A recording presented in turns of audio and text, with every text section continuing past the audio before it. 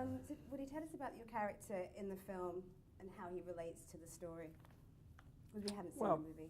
My character in the film is very much a loner. Doesn't much like other people around.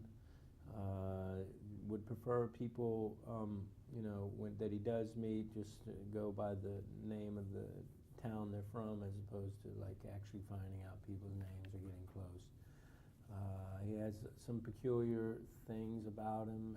He likes killing zombies, and very much likes rhyming in Sanskrit. So, did you base him on someone you know, or is this amalgamation of people you know? No, I didn't think about it that way. No one that I know, I don't think. How do I work that in? I didn't base him on anyone I know. Right.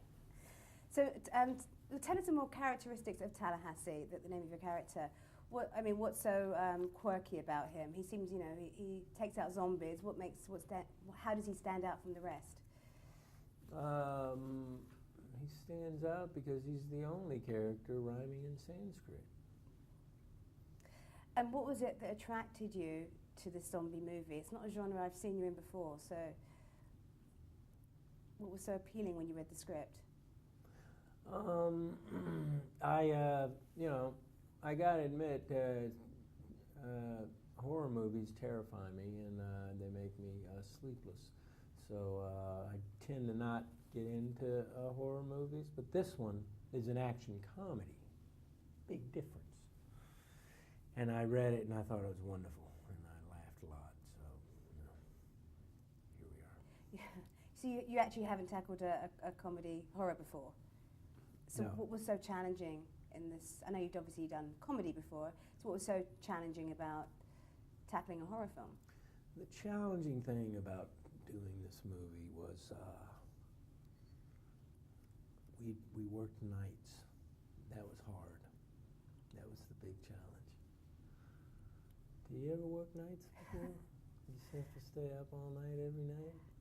It's difficult. Is it really? Yeah. So how did you tackle that? What was the key of working through the night? I had some wonderful little elixirs that I took. One was green and one was pink.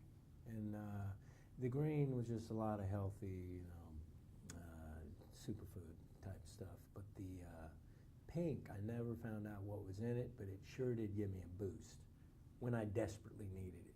If I had that pink stuff right now, you wouldn't believe what a great interview I would be. Sorry. You're a good interview right now. Yeah. Colourful. What is your favourite way to take out a zombie? You've had a lot of practice in the movie. Favorite way to take out a zombie? Probably be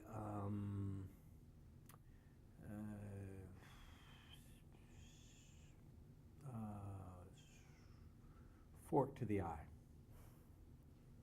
Do we see that in the film? No. No, just came up with in it. there. You're wielding there's a clip with you wielding two chainsaws. Was that difficult to master?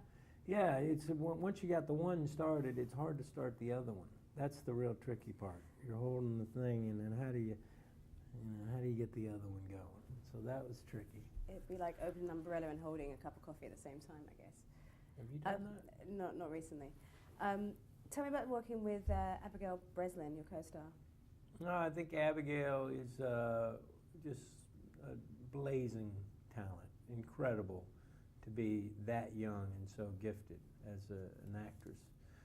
Gifted enough that I guess she was the youngest female ever nominated for an Academy Award, but she's just a lot of fun.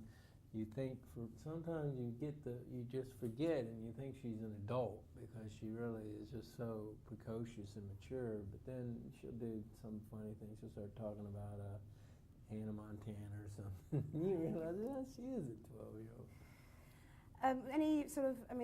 This kind of set seems to be asking for practical jokes with all the gore and stuff. Anything funny going on the set?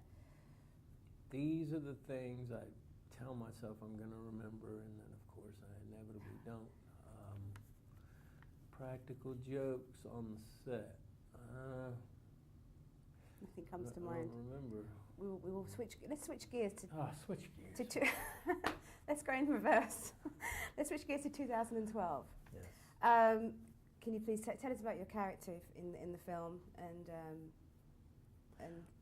because I mean you have a very pivotal character. Yeah, my character's What's his named name? Charlie Frost, and he has a talk show, and well, I mean, he's talk radio. It's not a talk show. It's and so he's proclaiming that the end of the world is nigh, and generally people look at him as a freak and way off base, but in fact, we come to find out that he knows what he's talking about. Can you tell me some of your personal theories? I'm assuming you did a lot of research on this.